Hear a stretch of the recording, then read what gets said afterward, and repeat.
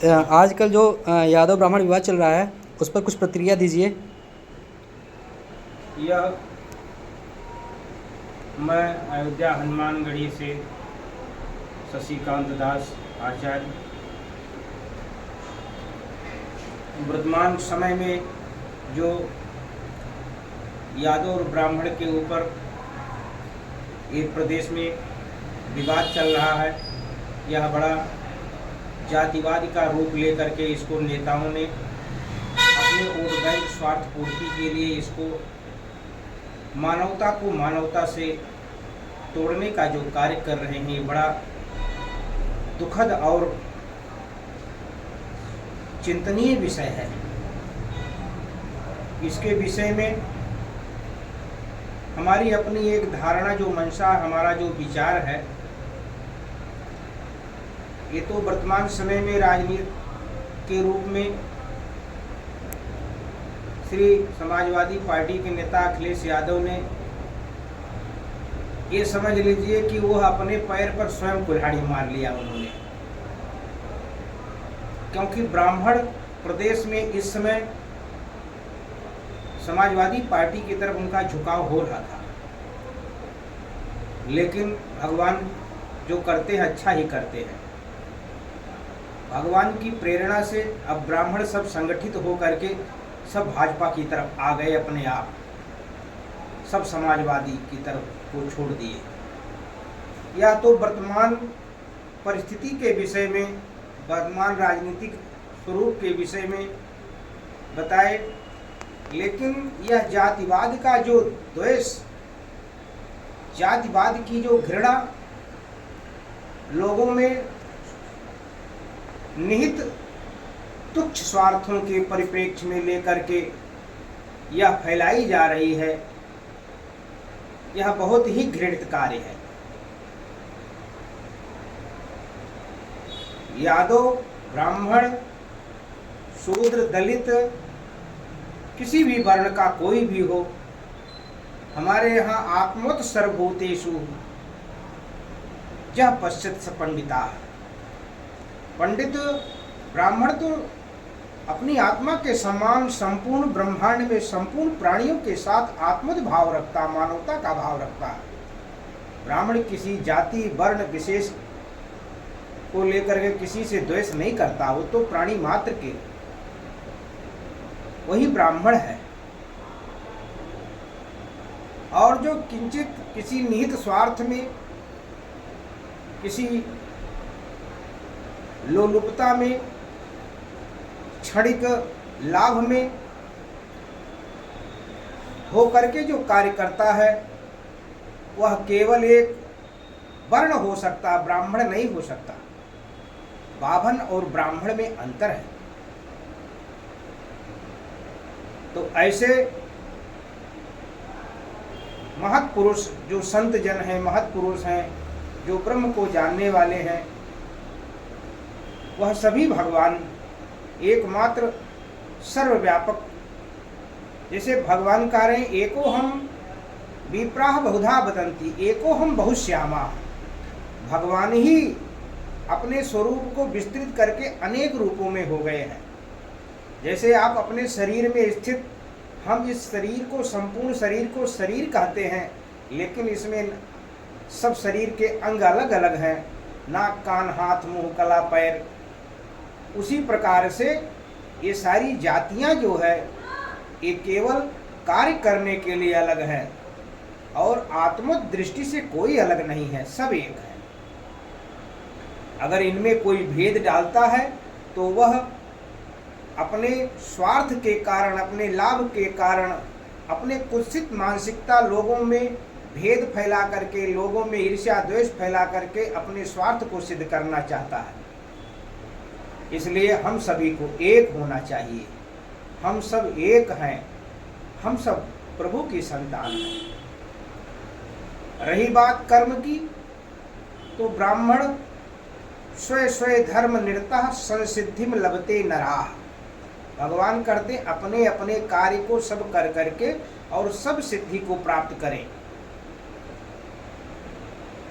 यहाँ पर जो घटना हुई वह काम तो करने के लिए वह उदर पूर्ति का, आजकल धर्म का प्रचार केवल, चाहे वह किसी भी वर्ण का हो, वह धर्म का प्रचार नहीं हो रहा। धर्म को एक धंधा बना लिया, धर्म को अपने उदर पूर्ति का, विषय को भोगने का साधन बना लिए हैं। यह बड़ी दुखद चिंतनीय विषय है। चाहे वह कथा हो, पूजा पाठ हो, यज्ञ अनुष्ठान हो, मंदिर हो, कोई भी चीज हो, लोग वर्तमान समय में धर्म को अपने जीविका का, अपने उदर पूर्ति का, अपने विषय भोगों को भोगने का साधन बना लिए हैं। नहीं तो धर्म धार्यते धर्मा, जो संपूर्ण ब्रह्मांड के प्राणियों को धारण करता है उसको धर्म कहते हैं। जैसे सूर्य भगवान चाहे ब्राह्मण हो, क्षत्रिय हो, वैश्य हो, पुरुष हो, स्त्री हो, मलेच्छ हो, साधु हो, सबको समान रूप से प्रकाश देते हैं। नदियाँ बहती हैं तो सबको समान रूप से जल प्रवाहित करती, जल देती हैं।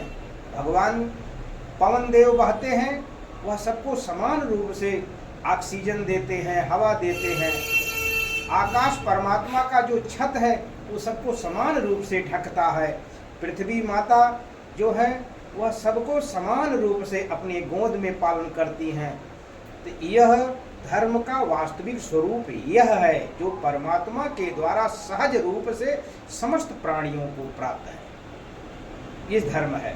धर्म कोई यह नहीं है कि आप हिंदू हो, मुसलमान हो, एक ईसाई हैं, जैन हैं, सिख हैं, पारसी हैं, यहूदी हैं, ये सब धर्म नहीं है। ये तो सब संप्रदाय है, ये सब मार्ग हैं, संप्रदाय हैं, जीने के रास्ते हैं।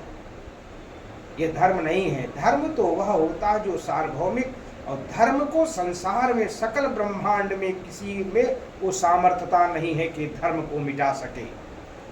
धर्म तो किसी के द्वारा, अब कोई वायु को, कोई भी कितना भी बलवान हो, वायु को पकड़ नहीं सकता। सूर्य के प्रकाश को कोई रोक नहीं सकता, वो कुछ भी कर ले। पृथ्वी के गंध को कोई नहीं रोक, जो स्वाभाविक है। उसी प्रकार से धर्म को कोई भी नहीं मिटा सकता, किसी में सामर्थ्य नहीं। जो मिटाया जा सके वो धर्म हो ही नहीं सकता है। ऐसे इस प्रकार से धर्म की भी लोग गलत व्याख्या करते हैं। कहते हैं हिंदू धर्म, मुस्लिम धर्म, सिख धर्म, ये धर्म, वो धर्म। ये सब धर्म नहीं है, तो सब संप्रदाय है। और रही दूसरी बात यह कि आजकल लोग शास्त्रों का ज्ञान नहीं है, न शास्त्रों का ज्ञान है, न गुरुजनों के सानिध्य में, महापुरुषों के सानिध्य में, चरण शरण में बैठ करके सत्संग ही किया है। जब तक अपने आप को श्री महापुरुष संत के, भगवत प्राप्त संतों के चरण में बैठ करके समर्पित भाव से सत्संग नहीं करेंगे, तब तक आत्मनम उद्धरेत, तब तक आत्मा के प्रकाश द्वारा सत्य ज्ञान की प्राप्ति नहीं होगी। ये अनाप शनाप ज्ञान को, किंवदंती दंत कथाओं को लोग सुन कर करके और आजकल सोशल मीडिया पर अपना वक्तव्य देने लगते हैं। कहते हैं आजकल हमने बड़े अच्छे अच्छे लोगों से सुना, वह लोग कह रहे हैं कि महर्षि श्री वेद व्यास जी वह धीमर थे। अरे ये तो बड़ी मूर्खता की बात है। पढ़े लिखे लोग ऐसे कह रहे हैं। हमने उमा भारती जी का कल वक्तव्य सुना, और ऐसे ऐसे बड़े बड़े विद्वान जो हैं, जो प्रवचन करता है, उन लोगों ने भी कहा कि श्री वेद व्यास जी धीमर थे। वेद व्यास जी धीमर कन्या जो सत्यवती, धीमर की कन्या सत्यवती भी नहीं थी, वो तो मचगंधा मछली के पेट उदर से प्रकट हुई थी, मछली के उदर से प्राप्त हुआ था धीमर को, उन्होंने पालन पोषण किया था। और महर्षि वेद व्यास जी महर्षि पाराशर जी के पुत्र थे, और पाराशर जी के पिता महर्षि शक्ति, और शक्ति के पिता ब्रह्मर्षि महात्मा वशिष्ठ जी, जो भगवान श्री राम के गुरु थे। तो वशिष्ठ जी के पौत्र पाराशर जी थे, और पाराशर जी के पुत्र श्री वेद व्यास जी थे। तो ये कौन थे? ये तो ब्राह्मण थे। लेकिन आजकल मूर्ख लोग क्या कर रहे हैं, वो तो धीमर ने लिखा भागवत और 18 पुराणों को। यह गलत अनाप शनाप बिना जानकारी के प्रचार करते हैं और महर्षि वाल्मीकि के विषय में कह रहे हैं कि वह जो है सुपच थे। महर्षि वाल्मीकि जी सुपच नहीं थे, वो जो सुपच वाल्मीकि था, वो सुपच वाल्मीकि महाभारत में युधिष्ठिर जी के यज्ञ में वह भगवान का परम भक्त था। भगवान की भक्ति तो सबके लिए समान, भक्ति भगवान को प्राप्त करने के लिए सब करें, लेकिन कार्य जो बने हुए हैं सबके कार्य अलग है। भक्ति करना दूसरी चीज है और उपदेश करना, पढ़ाना और कार्य करना। अब लड़ाई के मैदान में ब्राह्मण नहीं, उसमें क्षत्रिय के लिए नियुक्त किया गया है। कार्य का संसार की व्यवस्था को संवर्धित करने के लिए वैश्य है, सबको यथा योग्य सब समाज को सब पालन पोषण करें। और जो शूद्र के रूप में है वह सबके जीविका का जो आनंद का जो सुख की वस्तुएं हैं उनको एकत्रित करके उनको सुख पहुंचावे। और जैसे यह पैर चल करके जाता है कहीं, तो लेकिन जो मालिक होता है जब जाता है तो वहाँ पर क्या सेवा किसकी होती है।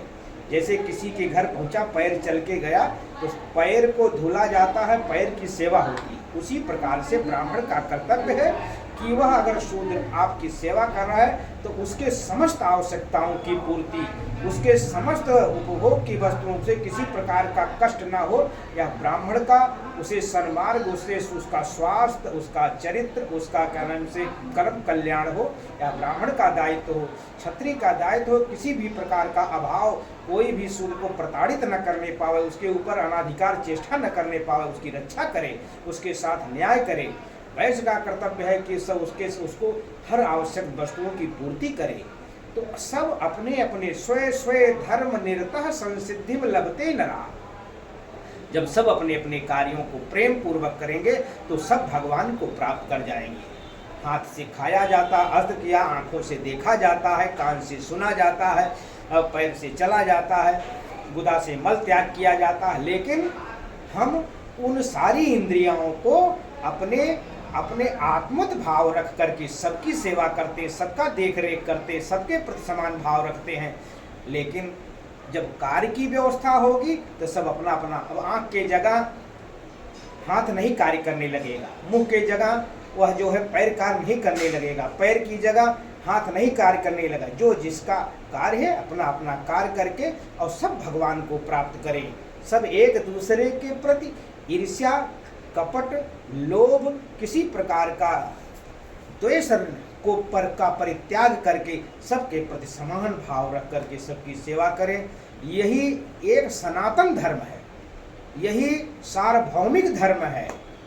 और लोग धर्म को, सनातन धर्म को और मानव धर्म को और जो धर्म की व्याख्या कर देते हैं हिंदू मुस्लिम, या सब निरर्थक प्रलाप करते हैं। केवल अपने निहित निजी स्वार्थ को सिद्ध करने के लिए ऐसे कुत्सित मानसिकता वाले लोग ऐसा प्रोपोगंडा, ऐसा प्रचार करते हैं। ऐसा कदापि नहीं होना चाहिए। इससे हमारी मानवता, इससे हमारी एकता, इससे हमारा बंधुत्व खंडित हो जाएगा। जब हमारा बंधुत्व, हमारा प्रेम, हमारा सौहार्द, हमारी एकता खंडित हो जाएगी तो हम लोग फिर वर्णों में भेद हो, विभक्त हो करके, अपने विचारों में विभक्त हो करके, और जब ऐसा होगा तो फिर आक्रांता, दूसरे विदेशी आक्रांता आकर के आप पर अधिकार कर लेंगे, आपको गुलाम बना लेंगे। ये कुत्सित मानसिकता वाली जो आजकल नेता लोग हैं, यह लोगों को अपनी निहित स्वार्थ के सत्ता पर पहुंचने के लिए लोगों को भ्रमित करते हैं, लोगों की मानसिकता में दूषण फैलाते हैं।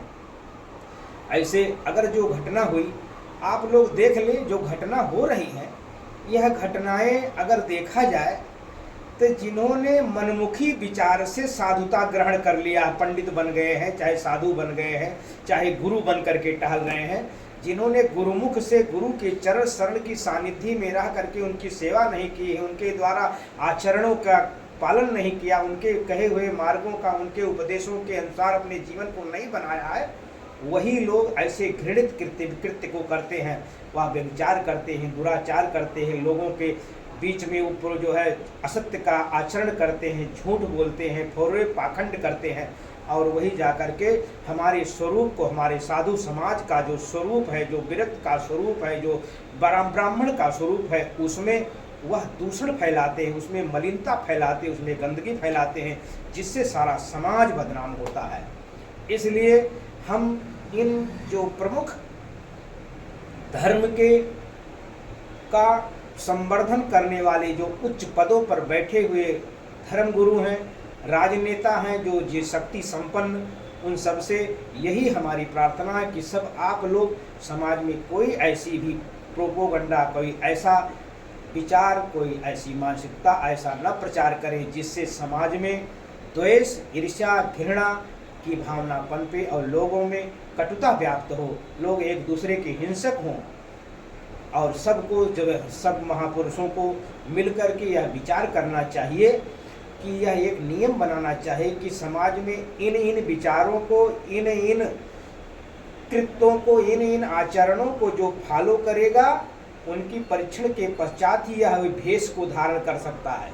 भगवान का भजन सब करे, लेकिन भेष को और स्वरूप को वही व्यक्ति धारण करे जो समाज के द्वारा अनुमोदित हो, महापुरुषों के द्वारा अनुमोदित हो।